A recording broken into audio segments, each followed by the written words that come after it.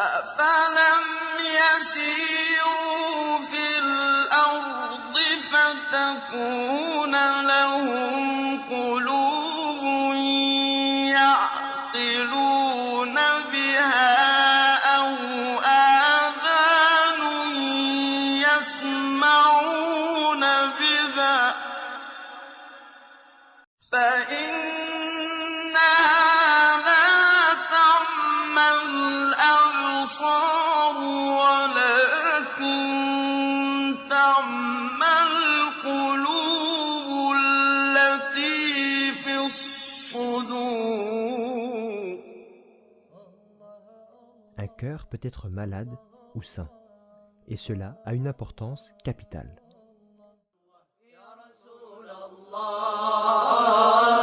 يا حبيب الله يا نبي الله. Nous avons compris dans les précédentes vidéos que la piété ne se limite point à la préservation des membres. Ceci est un prérequis nécessaire, mais pas suffisant pour une préservation d'un ordre plus subtil, celle consistant à préserver son cœur des différentes maladies pouvant l'atteindre. Que signifie alors un cœur malade ?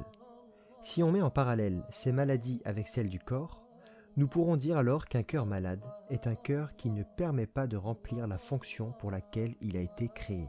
En effet, de la même manière qu'un œil malade est un œil qui ne permet pas de voir correctement, ou une oreille malade est une oreille qui ne permet pas d'entendre, etc. Un cœur malade est un cœur qui ne permet pas de connaître Dieu, objectif ultime du cheminement spirituel, comme cela a été évoqué dans des vidéos précédentes. Ces maladies peuvent prendre diverses manifestations: orgueil, envie, ostentation, amour du pouvoir. En revanche, ces maladies s'avèrent être plus graves que les maladies corporelles. En voici quelques raisons. Premièrement, la maladie du cœur impacte tous les membres, car il s'agit du roi qui entraîne avec lui tous les membres considérés ainsi comme ses serviteurs. Le prophète, paix et salut sur lui, n'a-t-il pas dit « Il existe un morceau de chair. S'il est sain, tout le corps devient sain.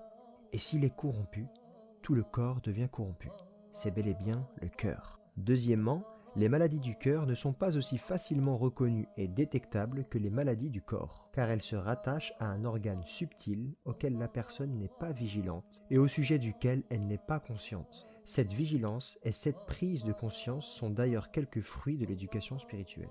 Troisièmement, et enfin, il est de coutume de dire que les maladies du cœur, contrairement aux maladies corporelles, sont des dispositions naturelles et innées et qui ne peuvent donc disparaître. Elles peuvent s'affaiblir, se renforcer ou idéalement changer d'orientation. Le désir de la vie d'ici-bas donne lieu au désir de l'au-delà. L'avarice devient une retenue dans les actions interdites ou inacceptables. L'orgueil s'oriente vers ceux qui le méritent et permet à l'aspiration de s'élever au-delà de tout ce qui n'est pas lié à Dieu. L'envie devient émulation et donne lieu à une compétition louable. La vengeance devient une victoire pour la vérité, etc. Comment donc faire face à ces maladies à la fois cruciales et difficiles à détecter? Quelles sont celles qui sont le plus néfastes de nos jours? Dites-nous en commentaire les maladies que vous souhaiteriez qu'on aborde plus en détail dans les prochaines vidéos.